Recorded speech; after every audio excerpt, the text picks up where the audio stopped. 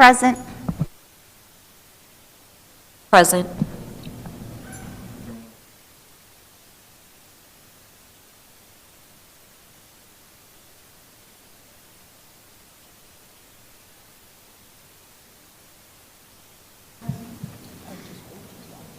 Oh, awesome. Beth Graham. Here. Judy Cruz is absent, and Paul Stahl. Here. Chairperson Stahl, we have a quorum. Thank you, Nicholas. We will next move to our item, which is to have a moment of silent meditation as we collect our thoughts, shake off the dust of the day earlier today, bring our awareness to the room and the work that we're going to do today.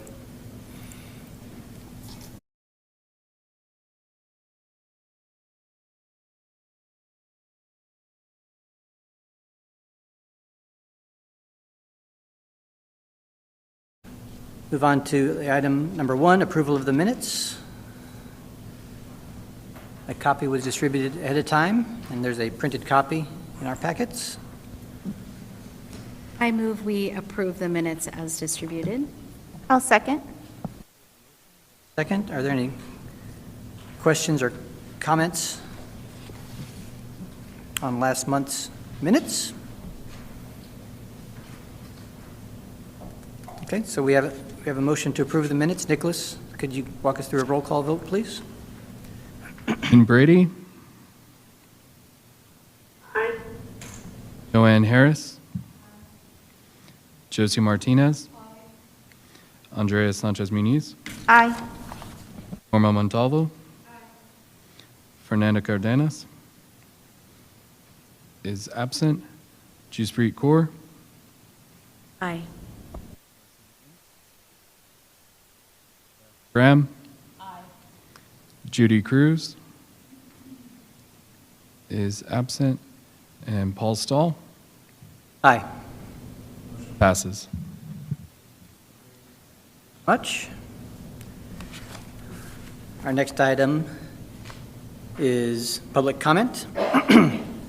And we do have some written comments that were submitted, but we also have somebody signed up to speak, so I'd like to let our guest go first. We have, is it Maricela Lopez? Oh, I'm not trying to speak. I thought I was supposed to sign it. I better do it. I didn't even know it existed. So you have nothing prepared? Okay. No, I'm sorry. Well, welcome. I'm glad you decided to join us. We don't get visitors very often, so, but thanks for letting us know. Nicholas, if you could read our 2 written comments. First, first comment from Leo Carmona. I'm writing to express my disappointment about something that happened at the 151 library one past Saturday. I've always seen the library as a special place for learning and finding peace. On that day, a group of people came in and started praying loudly, making it hard for others to focus. The librarian tried to ask them to be quiet or leave, but they got angry at him. I feel for him because he was just trying to do his job. Then another man who seemed like he was in charge let them stay even though they were causing a disturbance. I'm not sure if he let them stay for his own religious reasons or something else.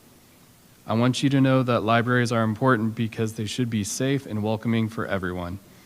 I had a difficult childhood because of religious mistreatment, so I rely on the library to be a place where I can escape from judgment and feel at ease. Seeing a big group praying loudly goes against what libraries stand for. I'm not upset with the people who were praying, but I'm disappointed that the disruption was allowed.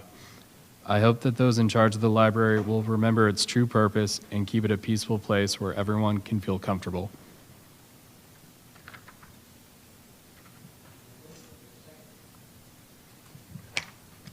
From Mike and Christine Child. I have been seeing a lot of libraries closing. What is the strategic plan to keep those doors open? We have a housing crime crisis around here, especially under 410 and Marbach. What can the library do to help those who fall on hard times and need to get a job?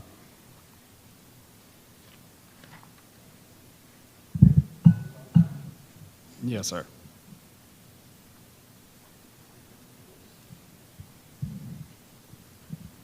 We'll move on to item number 2. Will there be a response to those? Not, I know not from us tonight, but is the director's office going to answer? Staff and director take these comments and respond appropriately if there's something for further follow-up.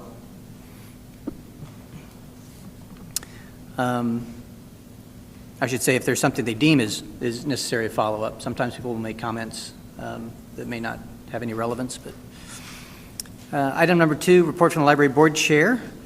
So just a reminder that today's meeting is being live streamed via YouTube.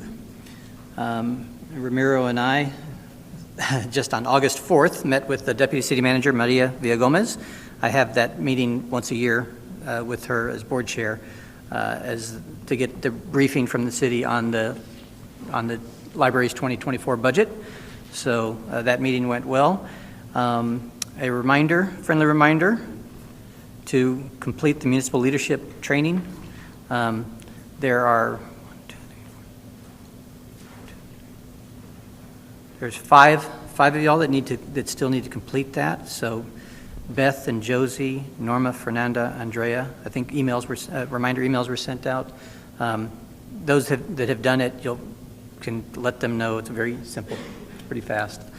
It's hard to find time to do all the little tasks. I don't know about you, but every morning I seem to wake up and get hit by a tidal wave of new things that I didn't know I was going to have to do that day. So I know that sometimes these can be a little menacing, but please get to those. Those need to be completed by August 31st. So, and if you're anything like me, once you know the deadline, then somehow you can get it done. So definitely let Jessica, is that correct, Jessica, know if you have any questions, if you get bogged down or any issues on that. Once again, it's pretty straightforward. I appreciate y'all's attention to that. Moving on to item number 3, any reports from the trustees on any library-related activities? I'll start with Beth. That's okay. I attended the facilities meeting, and I apologize, I forgot when the date was, but it was a week or 10 days ago, and I assume we're going to be getting an update on that. Last Tuesday, I attended the District 10 Budget Town Hall, and Dale was there. And it was interesting in that hardly any of the questions or comments were about the budget, so I guess the city's pretty happy with what is happening there. The one question about the library was if it meant that the city would be, that the enhanced library cards that are going to be extended out to all the locations meant that the city would be gathering additional information on citizens. That the way it was phrased was, the residents on my Libertarian Street are concerned. So, but otherwise, other questions and comments were just about general operations. And finally, I have a meeting scheduled on the 28th of September with District 10 councilmen to talk about libraries. And I did take the chance of seeing him at the town hall to touch base and just say hello.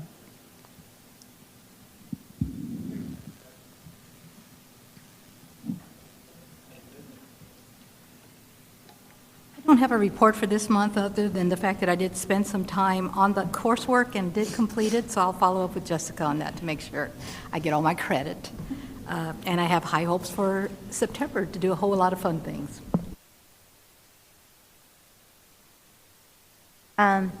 Same as Josie, and I took screenshots, so if you haven't done them, take screenshots, because it's always paper trail.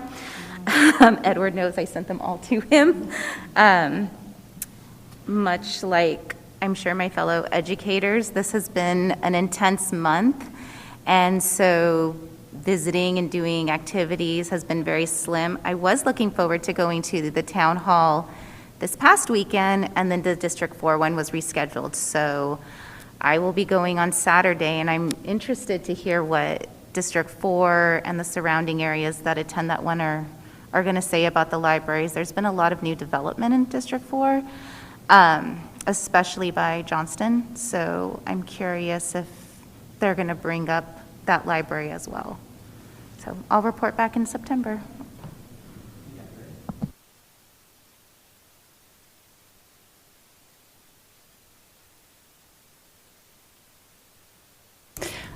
So I didn't get to attend my budget meeting, District 1, but the great thing is I'm now in District 1. I was just moved to District 1. I've been in 9, 8, and 1, and I haven't moved. So I think I'm in a great position. They actually came to my neighborhood, so I was able to talk to them, their staff, Councilwoman Kerr, and her staff was just very great, and I got to talk to her about a lot of stuff, so they kind of canvassed our neighborhood about another issue. But so a couple weeks ago, I was invited to go talk to a panel about civic engagement put on by the city of San Antonio, and it was trying to get women to get on boards and stuff. So I was able to talk to other board members from other commissions and boards, and it was a really interesting talk. Councilwoman Rocha Garcia was there. She was trying to kind of encourage participation. I got to share what we do as a board and what the library board does, and kind of the work we've done. So it was good. I was happy to do that.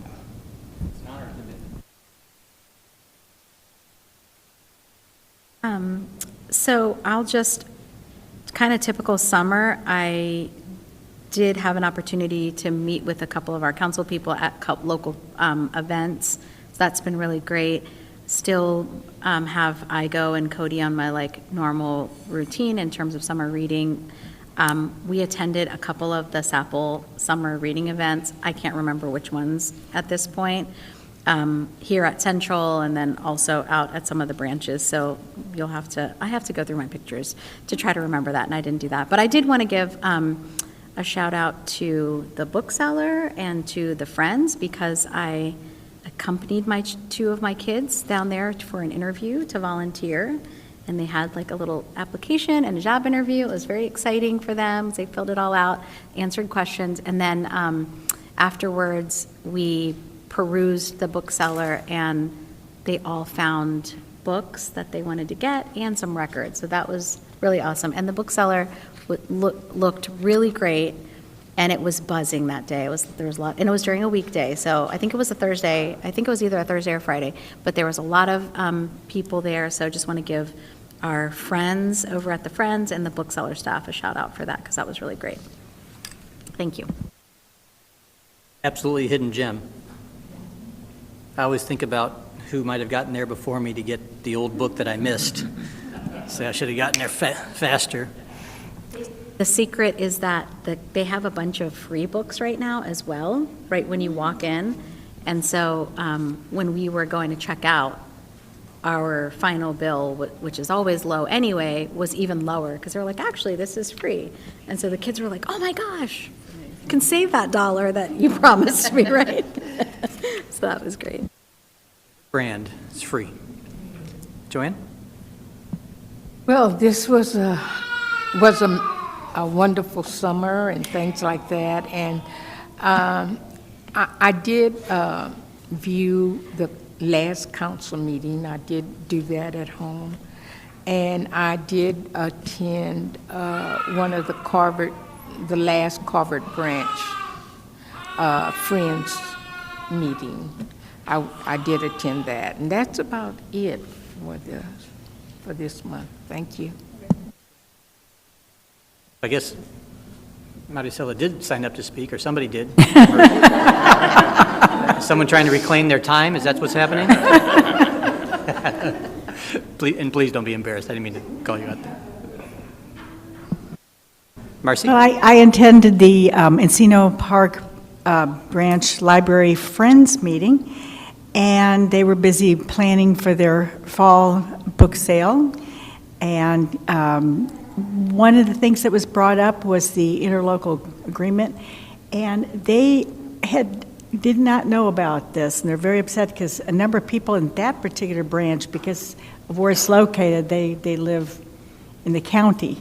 And so they really want something to be posted on the website, and they want to be informed of what's going on with that. I don't know.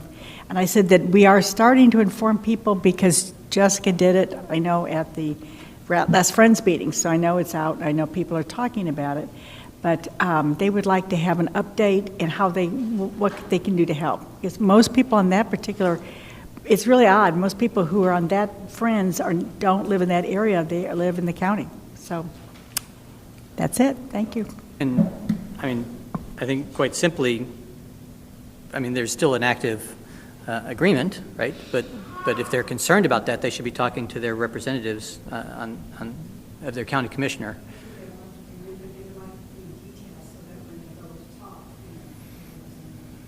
Yeah. Well, let's think about how to do that appropriately, but thanks for bringing that up. But good, okay. Norma? I did join our facilities meeting along with Beth and Miss Andrea and a few others, just to receive some updates about Las Palmas and some great news that was shared with us, and perhaps we'll talk about that. But that's my contribution today. On to item number 4, as everyone can, oh gosh. We can now go to Jean. Did you get her camera on? Oh, there you are. Hi, Jean. Did you have anything that you wanted to update? I don't have anything to report tonight. Okay, thank you, Jean. And you can also thank Dale for tapping me on the shoulder because I almost forgot about you again. Apologize. But thank you for being with Thanks for being with us, Jean. Item number 4 is a report from the library director. We have Dale here. Will update us. Yes, I don't have much tonight, and obviously I am not the library director. The library director is in Rotterdam in the Netherlands at the meeting of the International Federation of Library Associations, commonly called IFLA. So he is there, and so, I'm filling in for him tonight. So mostly what I have tonight is a little bit about an item on the agenda. So you probably have noticed on your agenda that item number 17 has been withdrawn. The item was there really in case it was needed. Because of where we are now, the ILA has gone to Bexar County. Actually, I think we can thank Mr. McCary right here in the audience for personally making sure that they acknowledged that they received it, which they did. And in point of fact, the $3 million related to the ILA is in the proposed Bexar County budget. I'm sure you all are intimately familiar with that document, so you probably don't need me to tell you it's on page 48-2, but I'm just letting you know. So it is on page 48-2. And then the agreement is also already in the request for council action system with the city of San Antonio. So there's really nothing, it's a firm document now as far as that. So there's really nothing to discuss relating it and no action to be taken. I also want to let you know a couple other small things. We had our third half day of in-service for staff on August 4th. So all the library locations were only open from 2 to 6 that day so that library staff could participate in staff development, in training, in activities, team building that they needed to do. I think this fiscal year that proved to be a really valuable thing for our staff, and our plan at the moment will be to bring you back a plan when we bring you the holiday close day schedule for next year to include some in-service days again next year. But just wanted to let you know, I think that went really well. And then, as far as the budget development process, the library's budget development work session presentation to council will be on September 5th, 2023. It will be at 2 o'clock in the afternoon. It will be, if you want to come in person, in the council briefing room at City Hall. However, it will also be live streamed. Mr. Chairman, that's all I have for the director's report. Unless, of course, there are other questions. The date, September 5th. Can we be sent the link, the direct link to? I am going to say that Edward will do that. Thank you, Edward. Sometimes it's hard to navigate the city Sure, council. yes, I agree. Does everybody have their gotcha questions for Dale on the report? Did anybody have any questions or comments on the report? I don't have a question on the report, but I do have a question. Yes. Based on the trustee updates. Is a member of the staff attending each of the budget town hall meetings? Yes, a member of the library staff, along with several other departments. So that would be me, Kathy, Ramiro, or Jessica is attending. So one of us is attending each one of the budget meetings, and then we report back. There have been a few questions about libraries, kind of overall. More, I think, about the enhanced library card and understanding what it is, maybe, than anything else. I had the opportunity to speak to the gentleman that Beth mentioned, and he basically just wanted to make sure the city was considering data security. So we had a great conversation. I also let him know the only additional information, well, two important pieces of information, and since he asked, maybe someone else is curious. One, if a person gets an enhanced library card, the only additional information we collect is their photograph.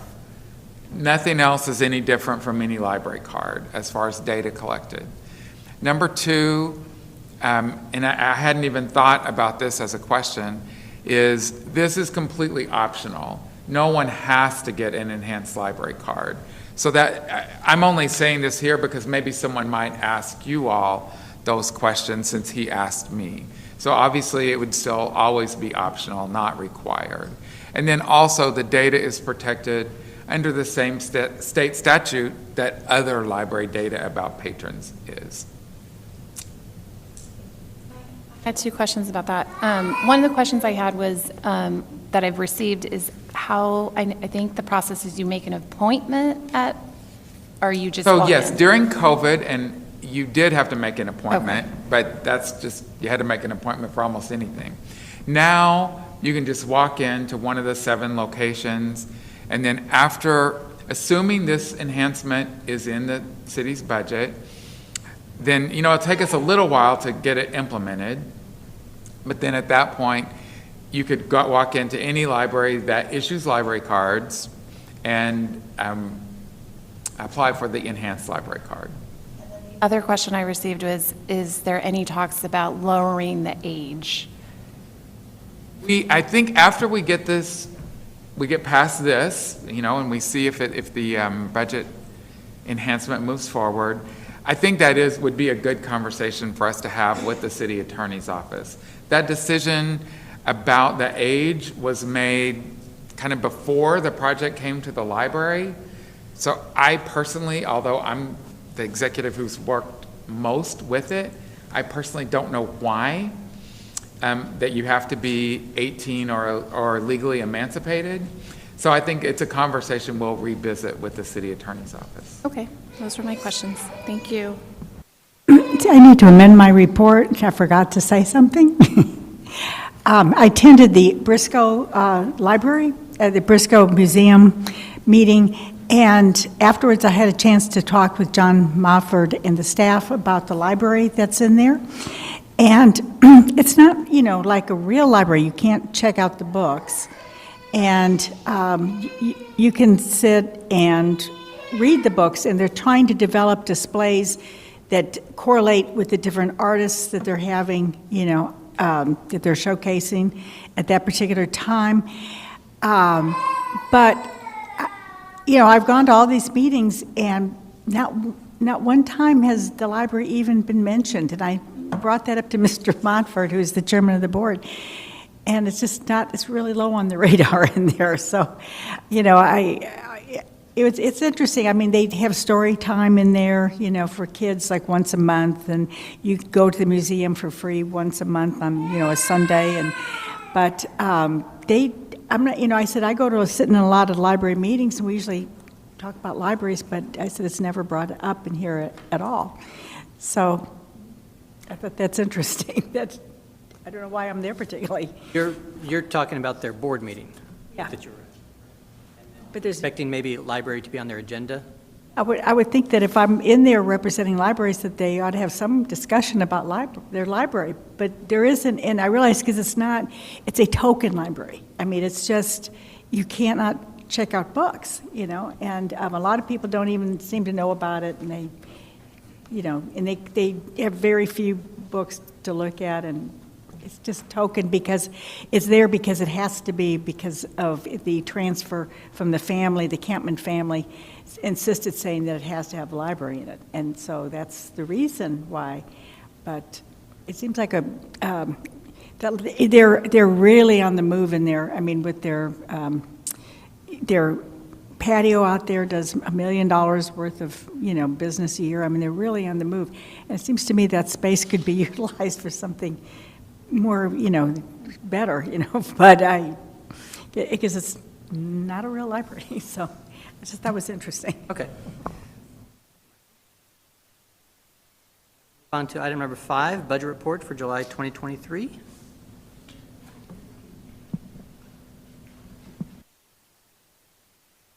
Afternoon, everyone.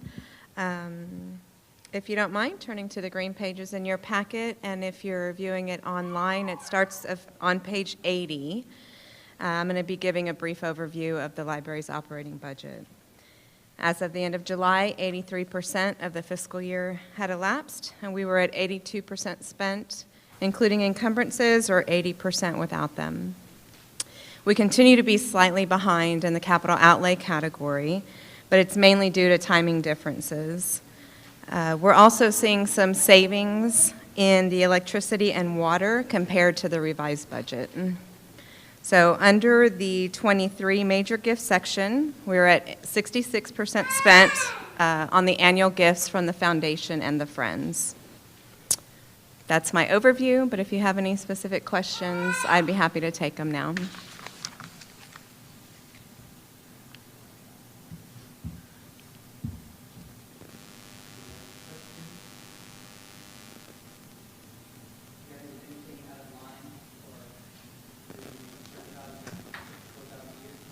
No, nothing that I'm concerned about. Like I said, there is some slight savings in electricity and water so far through the 10-month period, based off of the revised budget that I submitted. So we may see a little savings in that category, but other than that, there's no other concern.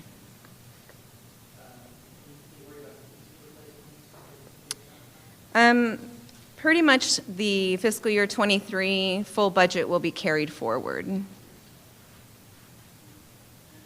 I had another question, and I'm on the budget committee, and I didn't ask before. But with the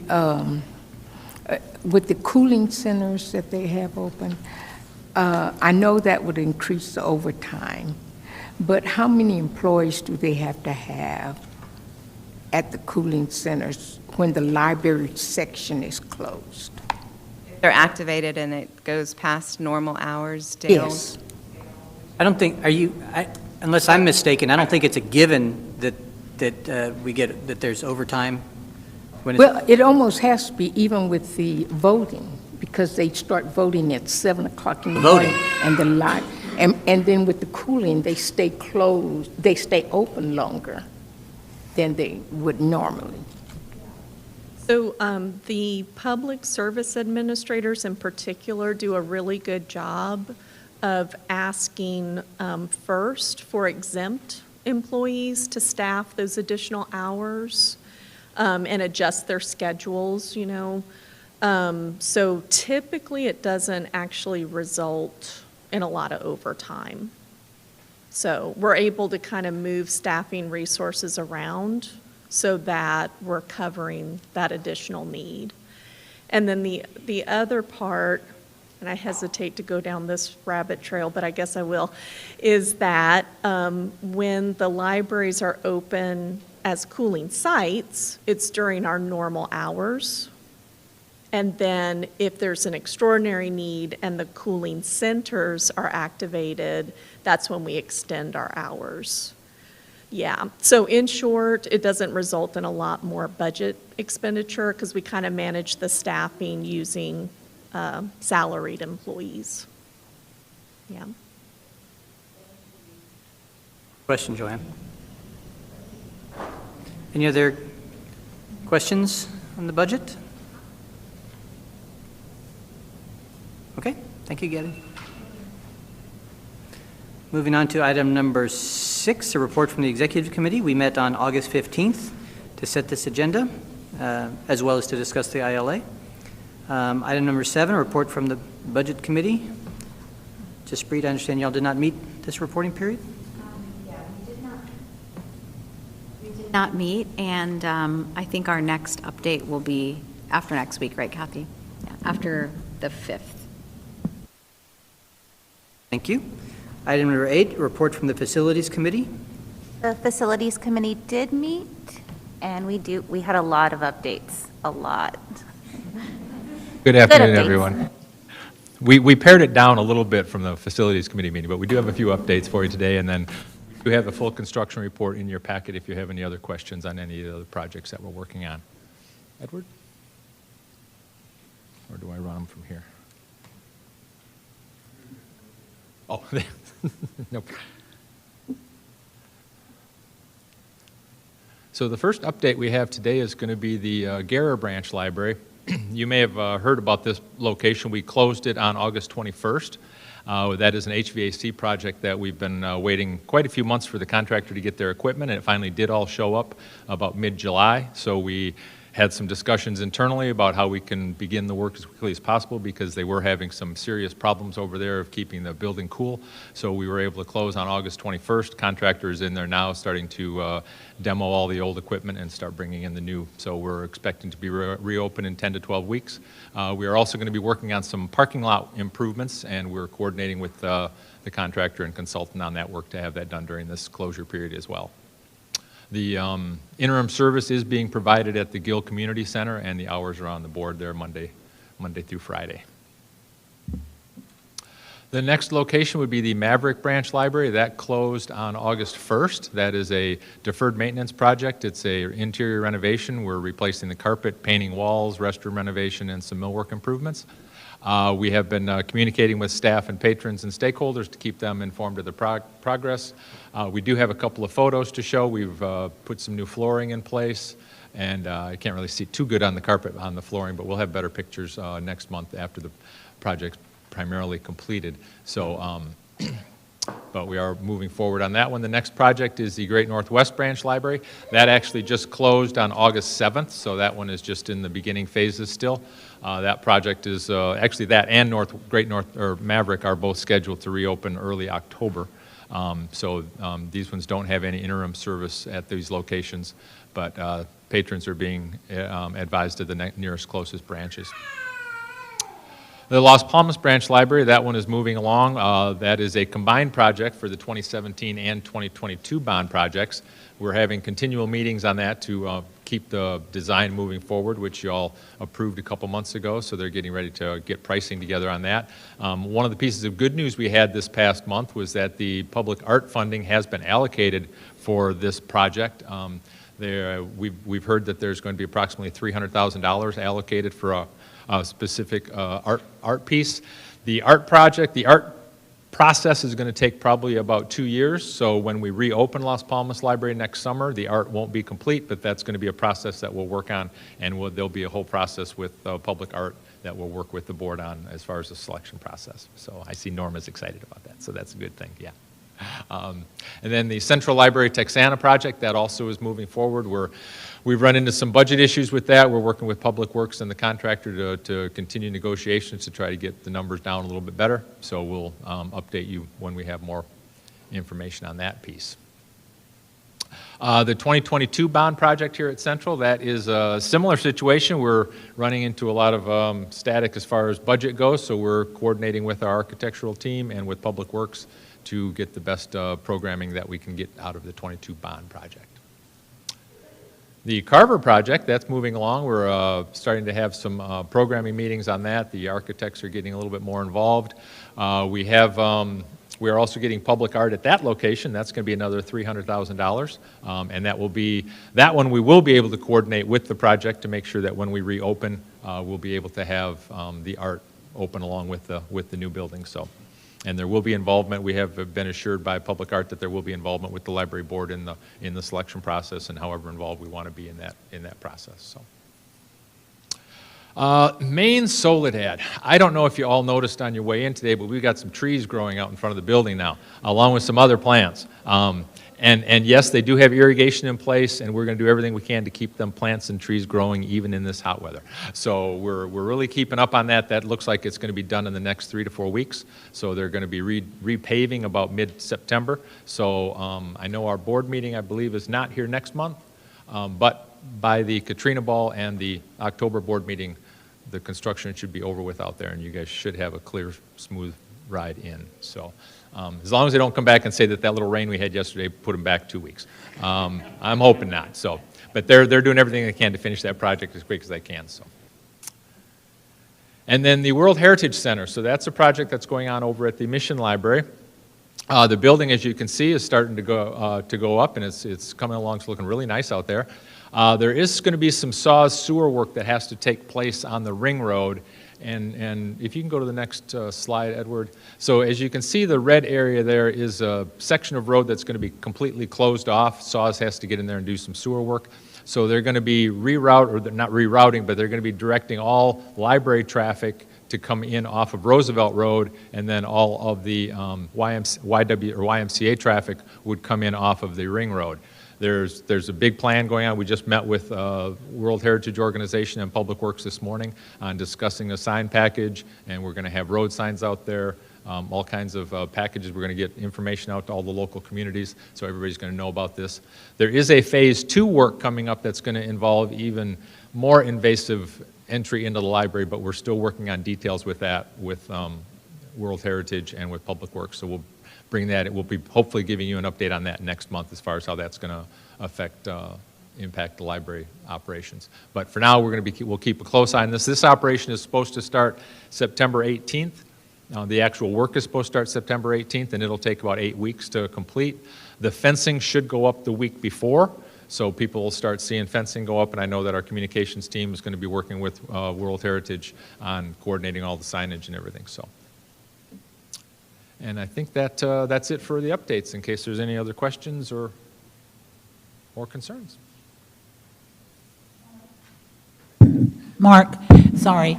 I know that during the last bond process, there was a lot of discussion about the park by Las Palmas, and I believe there's still some 2017 bond money. I just wondered if that was tying in with our construction at all, or... There is a 2022 bond project that encompasses kind of the area between the YWCA and the library, and they might create some sort of an outdoor space there. I'm not aware of any kind of park that we'd be working with out of our project, no. So they're pretty much on separate tracks? Yeah. That was my question. I tried to keep you aware. Just mind melded with me, Beth. Yeah, so that project is called the West Side Strategic Area Plan. Nice name.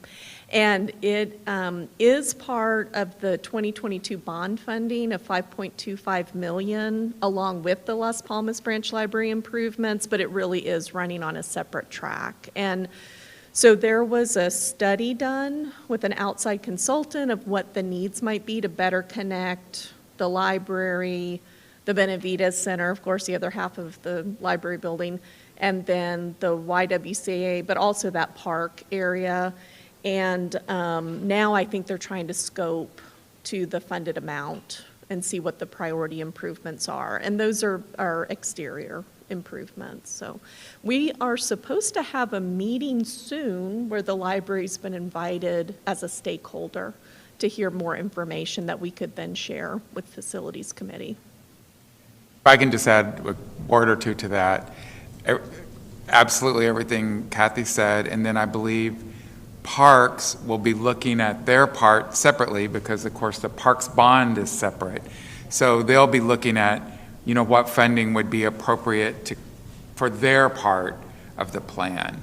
So I just, especially for Norma, I wanted to be clear that this first part will be that area kind of from the library to the park, but there is a plan that includes the park, but that would be funded in a different bond election.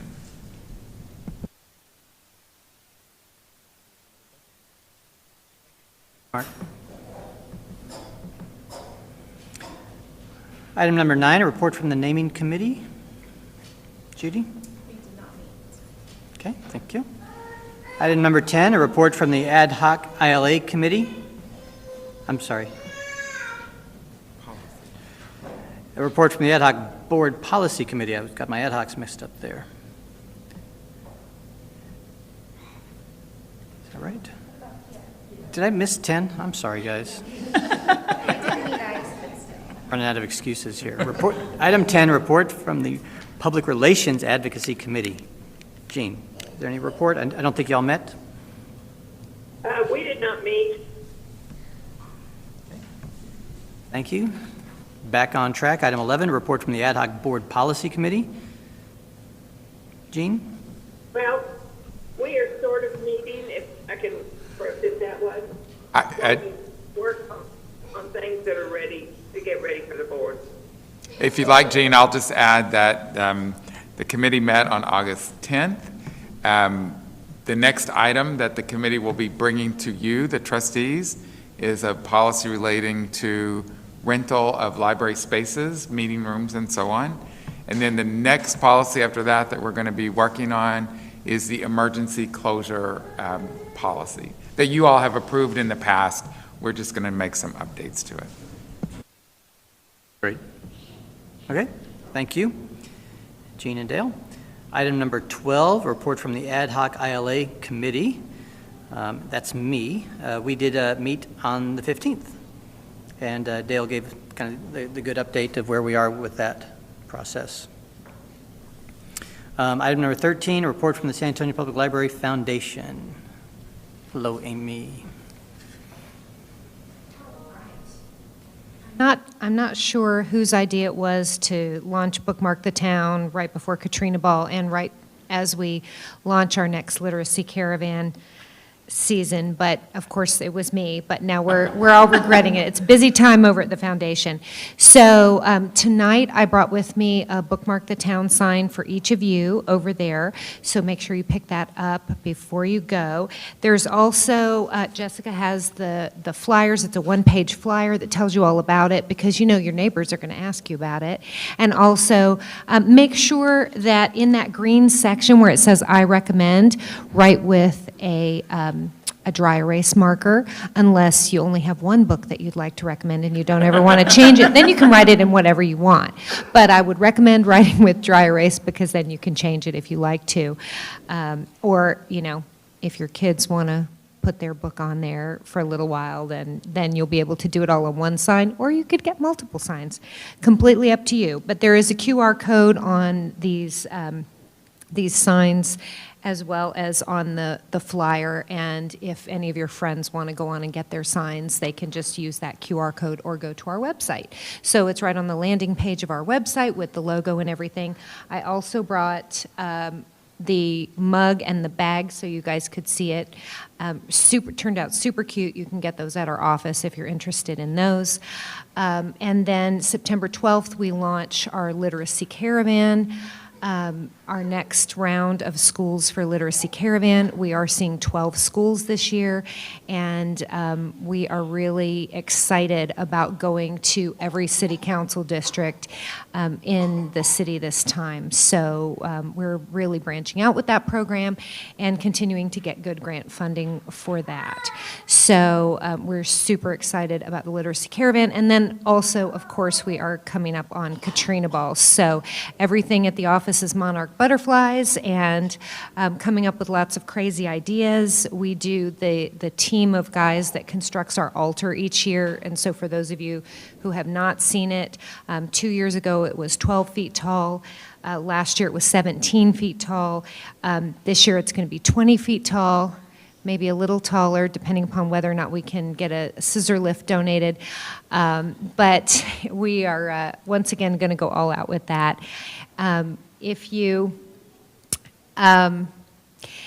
So if you have any questions about any of that, please feel free to email me. We will, as we normally do, comp y'all in for Katrina Ball. But if you wanted to, or if any of your friends wanted to buy a table, this is a great time to do that. We are all over the place on floors 1, 2, and 3. If you've seen our sponsor packet, you will definitely have noticed that. And so it's going to be a really fun time. So. Does anybody have any questions for me? This is an exciting meeting. All right, thank you. Assuming you don't need a special permit for the 20-foot tall display. Gee, Paul, thanks.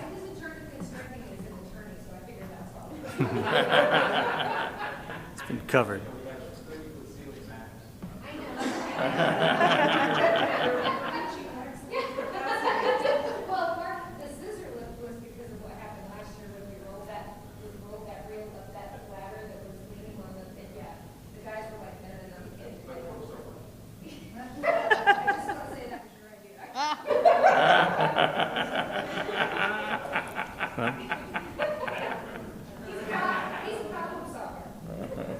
Thank you very much, Amy.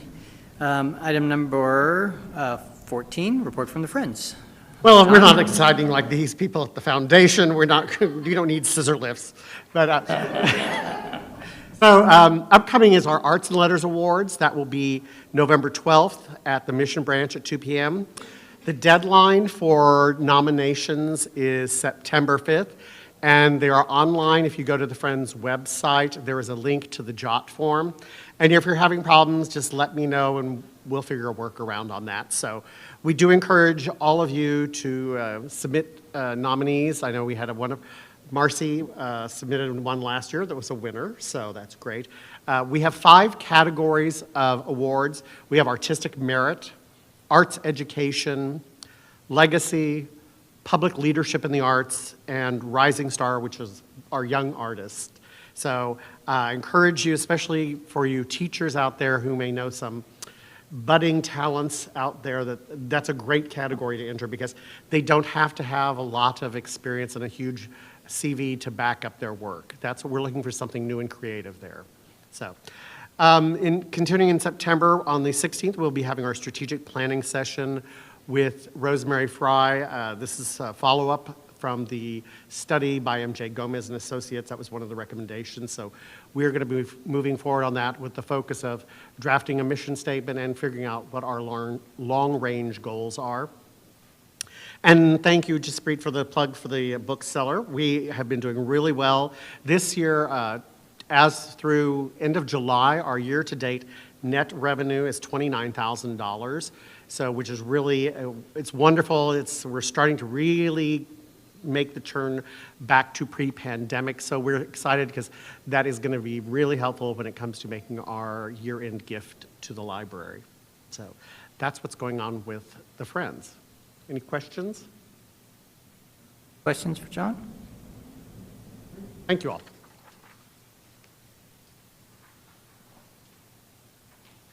Item number 15, it's a staff report. It's an update on the San Antonio Public Library strategic plan. Jessica. Good afternoon. The San Antonio Public Library has been working on a revised or an update to our current strategic plan. We kicked it off in January in earnest. However, we've actually been working on it since 2019. So our next slide will share with you some background. So in short, our strategic plan is our blueprint to guide our service delivery. So we use this as a guide as we're looking at budget priorities, budget, bond recommendations, and so forth. So it is a plan that we do utilize. Our last strategic plan was adopted in 2015. And as every strategic plan initiative we undertake, we always start with data first. In this case, the community needs assessment. And so we use our community needs assessment as our first step into develop our strategic plan. And of course, we also have a staff engagement component because our staff are the folks delivering the public service, and so we do ensure that we do have a staff component as well. And so our timeline for our community needs assessment, since this was essentially our first step, was in 2019 we launched our data collection. And then, of course, as we all know, the pandemic was 2020 through 2021 essentially. And so we decided to pause our data collection at that time. We, along with our consultants, Orange Boy, decided that things were changing. Attitudes, behaviors, perspectives were all changing. So we paused our data collection and picked it back up in 2022. Once we felt that things were coming back into rhythm and lives were being resumed and new habits were formed. And then in October of 2022, y'all will remember that we delivered to the library board the findings from the community needs assessment. So that was our foundation to start our strategic planning process. And our next slide will talk about how we gathered data, just to give you a refresher on that. We did stakeholder interviews with members of City Council. The library board was interviewed at that time. We did surveys, in-person surveys at library locations. We did online user and non-user surveys because it's important to get information from our users as well as our non-users. So we did that. We also did targeted block walking and door hangers to do a survey. We looked at the data and saw gaps in our data, and that's when we hit the streets to go to targeted neighborhoods to ensure that we capture data from as many members of the community in as many different ways as possible. So this was all taking place, wrapped up in 2022, and as part of our community needs assessment. And so once that was wrapped up, we then started our work on our strategic plan. And this is where we engaged our library team, our dedicated professionals who provide our library services on a daily basis. So in January of this year, we developed work groups for our areas of focus that were identified in our community needs assessment. Our consultants, through the data that we developed from 2019 through 2022, developed 10 what we're calling customer stories, which is in a way data that is put into a story or a narrative so that you could relate to the data as represented in a story. And so ultimately 11 work groups formed, and that is a key component. We listened to our teams, and the team said we need one more customer story or persona. So we added one because we felt that it was important to get buy-in from the team and listen to the staff feedback on that. So our members of our senior management team led those 11 groups. In some cases we had co-leads, in some cases there was one lead. So our team stepped up to do that. They met every other week for 3 months. And they put a lot of work into reviewing the data, talking about our service delivery. They refined their customer story. They changed the name of their customer profile.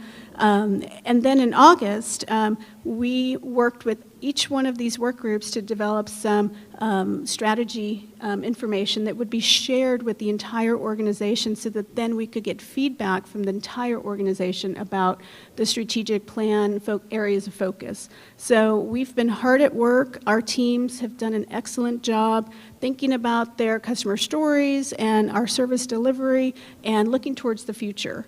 And so it's been both a development and also a feedback loop with our staff members. And so to share with you on the next slide, our areas of focus. These are the 11 areas of focus. They range from senior citizens who are needing help with digital services to tween patrons, immigrant patrons. So it varies from, based on the data from the community needs assessment, these 11 profiles, personas were identified. And so this is these are the work groups that our team have been focused on for the past 7 months working on this. And the next slide will share with you basically what they've been doing during their work. So they reviewed the data from the community needs assessment. Each of them had a customer story that they then refined, and they made sure that this customer story was something that was representative in their community, that was relatable as part of their service delivery in our library system. And then they went through a life cycle exercise, and the life cycle exercise basically imagined an individual who essentially had major milestones in their life and how they could engage with the library at every single milestone. For example, a senior citizen, a senior citizen member of the older community, they would potentially retire. And so that is a major milestone. And at retirement, how would they engage with the library in a meaningful way? How could we connect with them at retirement? When they became a grandparent, how would the library engage with them as a new grandparent and draw them into the library and be a resource? So every work group had a different persona that they worked with and imagined a life cycle and how the library could connect with them.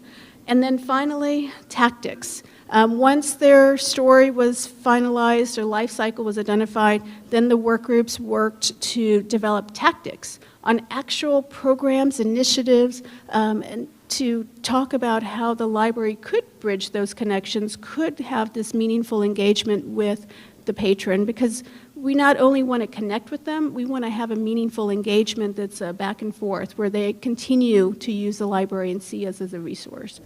So this is the work that our teams undertook, and they met every other week for a series of months to get all of this information organized and put together. And when it was time for us to gather staff feedback, our entire organization was given an opportunity to review the work of our work groups. We gave the team 2 weeks to review information. Each work group developed a video with 5 minutes timeline so that they could share this customer story, life cycle, and tactics. And then we asked each member of our team to fill out a survey, 2 simple questions. Which 3 work groups were most meaningful in their work in the library system, and which 3 were the least. And so we got the feedback from our team, and that just closed about a week and a half ago, when we were analyzing that right now with our team. And we also took advantage of our staff in-service day, which was right in the middle of that feedback opportunity, so that staff actually had time to be at work and not be on desk or in front of the public, and could actually work on reviewing the videos and the data. And our next slide will share with you our next steps. We plan to finalize the draft of our report in August timeframe, and have a draft to the Library Board of Trustees in September. And that draft will be shared with you as a presentation, so that we can share with you the findings and the recommendation from the library administration regarding the priorities for the next 3 years for our library system. And then we will come back, we'll take your feedback, and then come back in October and ask for consideration to adopt or endorse the strategic plan. And our strategic plan, we envision, will guide us for the next 3 years. So it would be fiscal year 24, 25, and 26. So it's a 3-year plan that will essentially set us up with how we utilize our services and what areas of focus we will concentrate on. And of course, once we wrap up that, we will initiate a communication plan to make sure the community is aware of our strategic plan and where we plan to go in the future. And this is an update to the library board as a staff report so that you're aware of what's coming next, and I'm here to answer any questions.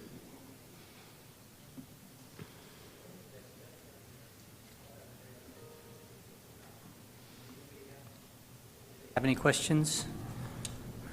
Not a question, just a comment. I'm really excited and I'm super curious. Good teaser on what the 11th persona is going to be. I'll wait till next month, but I'm eager. So thank you for that.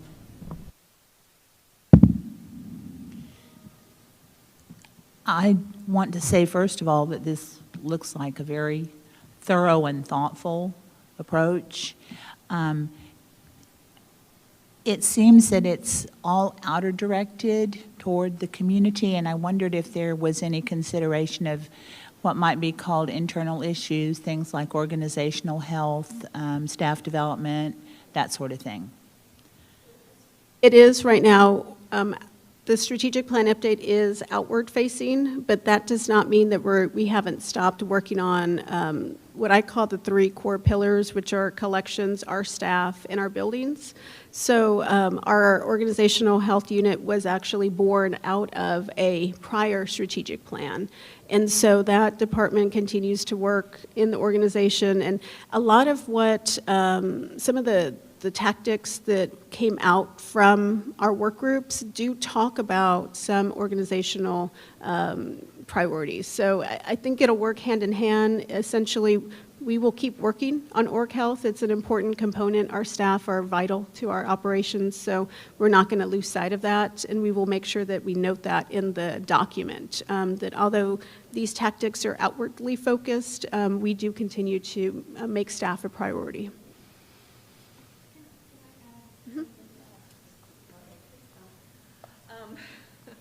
So there's one more area that Jessica didn't mention, and that's technology as well. So collection, technology, facilities, and organizational health. And so in all of those cases where it's more those resources that we're talking about, we have companion plans for those. So it wasn't included in the strategic plan document itself, but the strategic plan informs these other companion plans. So we have IT roadmap, we have the plan we develop as we go forward with the bond development. We're going to be having a new aspirational collection development plan because we got the whole 5-year plan from before funded, so yay. So it kind of is a parallel process. Follow-up question to that. I read an interesting article this morning about Central Texas and the climate crisis that they're having with respect to like water, but made me think, it talked a little bit about Edwards Aquifer, but not in too much depth, but it was making me think about the impact that we're seeing just in the last 2 years on the HVAC systems, which is like obviously connected to like the number of hot days and the number of cold days that we're getting. Does the strategic plan account for some of the like latest research and like, you know, indicators in terms of the stress that will be on the system due to the stress on the facilities? Right now, it doesn't. It's primarily focused on service delivery, although we do still, like, facilities is a major component. That work is not going to stop. The proposed budget this year does address some HVAC, so those are things that we will continue to prioritize for the library system as our buildings to make sure that they stay cool and warm as needed throughout the year. I was just thinking about the fact that when we have to close branches, that does affect services, and we're seeing it happen more frequently. So do we need to be strategic in our planning and ask, either in a bond or in the like future budget cycles, right? Not immediately, but there is like a changing trend. How do we get ahead of that, or how do we get like city leadership to understand our perspective on that, looking out 3 to 5 years?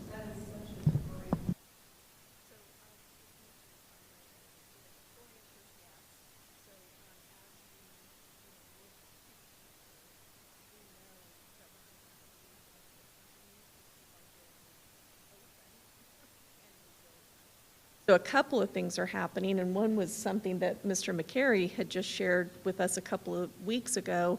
The city as a whole is focused on this, and there's going to be a chief resiliency officer that will then be able to partner with all the departments on thinking about ways we better position ourselves. So I'll just mention one real quick, because you mentioned HVAC systems as one example. So even now, we've changed our tactics and strategy around HVAC, and because of that, as a result, we've gotten those 6 HVAC projects. So what we had been doing in the past, this is just one little tactical example, but we had been relying on sort of a certain life cycle for our systems, and then we were really making requests for resources kind of just in time. And we were even trying to pinch every penny by not doing wholesale replacements. But like if we had one unit that was a couple of years younger, we wouldn't replace it. We've changed that completely. So now we ask for it as capital. That's one thing. So it can be a bigger request, not just deferred maintenance. But then we ask for it basically a couple of years before we think we might be getting into a boat of a failure. So we're kind of shortening the life cycle. We're asking for a different type of resources that's debt funded, so it can be a little bit bigger request. And, we're trying to deploy it on a different timeline. So I know that gets into the weeds a lot, but we really are trying to think about, like, how do we position ourselves in those areas you just mentioned. Yeah.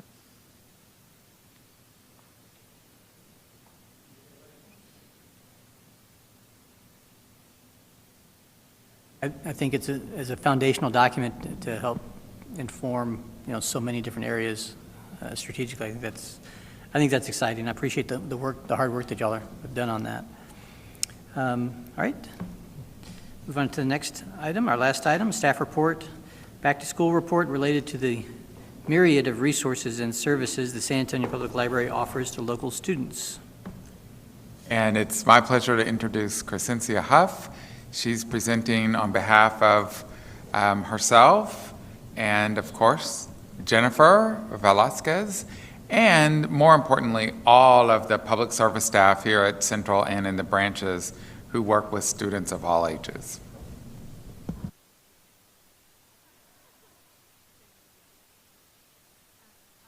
I invite you to take just a moment and bring to mind a positive association that you have with the beginning of the school year. For me, it's the smell of a brand new box of crayons. And with back to school season, we have students of all ages who, along with their parents and teachers, have been gathering freshly sharpened pencils, composition books, maybe new laptops or tablets, and I hope for teachers and school staff, comfortable pairs of shoes. All of these items are available, but they come at a price. And that's proven by many of the teacher wish lists that you may have seen on your social media feeds. But one of the items of immeasurable value, but available for free, is a San Antonio Public Library card. We like to say it's one of our best school supplies. And while an SAPL card is available and provides access to so many things year-round, today we're going to focus on San Antonio Public Library resources for back-to-school season. We'll start with the most known resource, books. Students can access our physical collection by visiting any location. They can also access Libby for ebooks, e-audiobooks, and magazines through any internet-connected device. 24/7. Students and teachers at schools participating in the Overdrive School Library Connect program can also use their campus or district sign-on and the Sora app to access age-appropriate digital items from the SAPL collection. The San Antonio Public Library also provides access to film and television resources through Canopy and Canopy Kids for children ages 2 to 8. Content is from studios such as A24, Criterion, and PBS, and ranges from classic and independent films to animated series based on children's books like Richard Scarry's Busy, Busy Town. When students need extra support, BrainFuse and Learning Express Library are available for online tutoring, proofreading, test preparation, and study guides. This online support includes students in kindergarten through college and career. Speaking of college, in a few months, it will be time to complete the free application for federal student aid, or FAFSA. Besides being the primary means of applying for student aid, in Texas, it is a high school graduation requirement. Assistance with this form is also available through BrainFuse. These services are available through any internet-connected device with live tutors 11 a.m. to midnight most days of the year. These are just the highlights of the many ways that we support students of all ages. There are many other databases and other services we don't have time to go through today, but I must mention our most essential resource, which is our staff. The San Antonio Public Library team is the crucial element connecting our community members with the resources they need for a successful school year. We help make these connections as people come into the library, perhaps overwhelmed with an assignment or eager to dive into a challenging project. And also, when we go out to local schools, we provide off-site service, we attend events and share information about our services. We create displays and curated lists, facilitate activities and presentations to inspire curiosity and enhance a love of learning. And we do these things together and with your support. So we thank you for that. And if you have any questions, I'm happy to try to answer them. What was the brain views? Okay.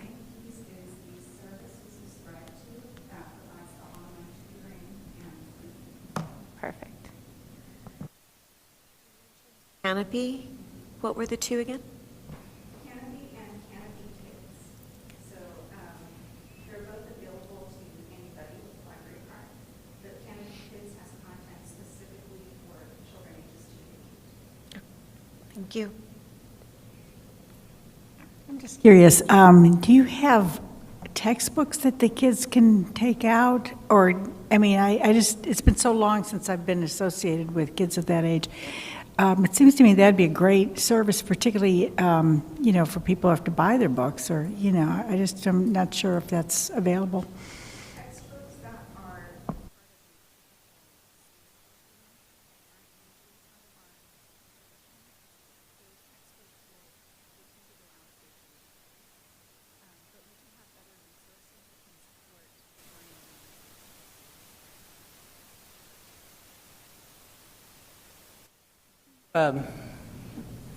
And if you can answer this, great, and if you can't, I understand. At a high level, could you maybe talk about how you interface or support the schools? Is there any dialogue there on how the library can assist them and support them?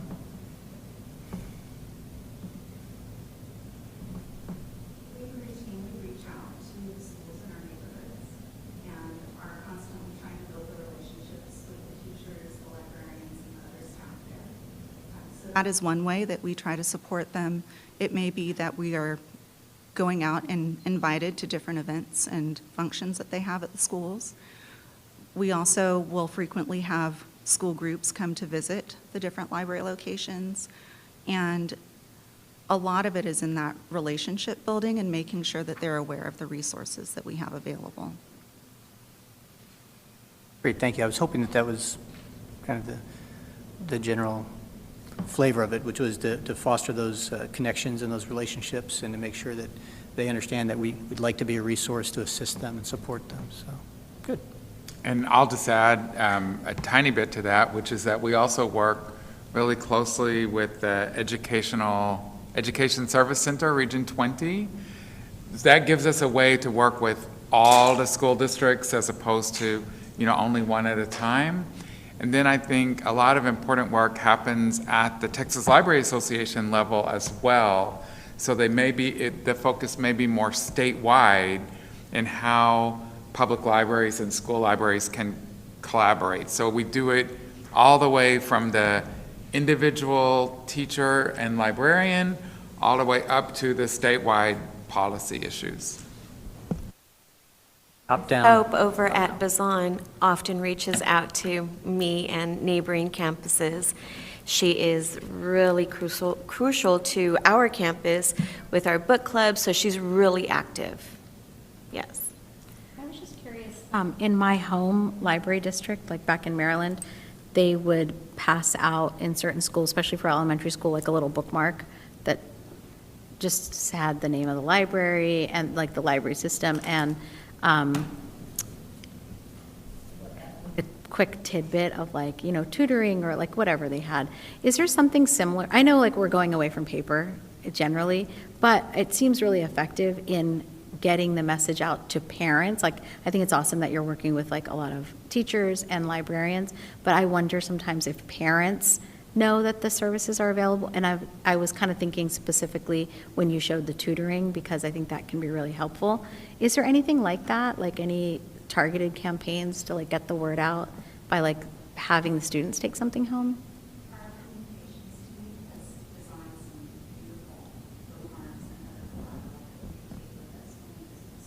Mm-hmm.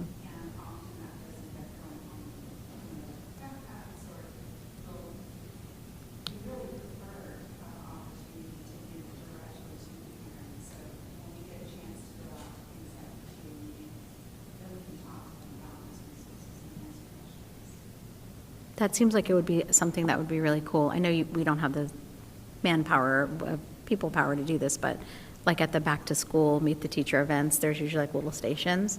It seems like something that could be really helpful. Maybe something for targeted areas could be cool. Yeah, that's awesome. Thank you.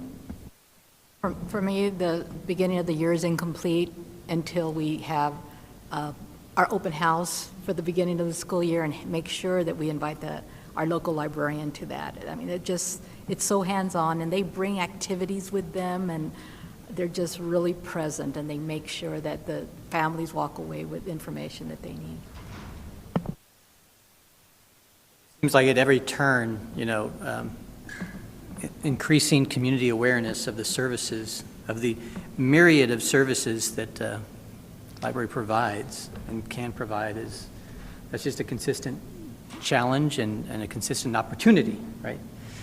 So, great. Any other questions or comments for Crescencia? Okay, thank you so much. We appreciate it. Oh, yes.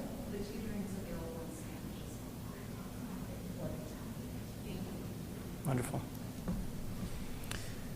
All right, that is our last item, and we have covered all of them. Once again, item 17 was withdrawn. I'd like to say that it's obvious Crescencia is not as old as some of us, because my favorite memory of early school is the smell of mimeograph. Mimeograph? I think that's something that they That might be a chemical dependency issue, more so than, I remember that smell too. Beth, can you also tell us what that is? What? Can you also tell us what that is? Graph? You don't know about, it was Judy doesn't know either, not just me. pre-Xerox. And the purple copies, and it was made on like a gel, and it was a little hand printing press, and you flipped papers out, and And it just, oh my gosh, the best smell, the best smell. There's no telling how many brain cells got destroyed. That's so funny. There's no way that would pass the EPA right now. Nowadays, I don't think it would. And my favorite was a new lunchbox. I love to read and all that good stuff, but I loved getting a new lunchbox as well. Great. Well, we will. I'll entertain a motion to adjourn. That completes our agenda today. All right, we have a motion. Sure, we have a second. So thank you all, everyone. Y'all have a nice and safe evening.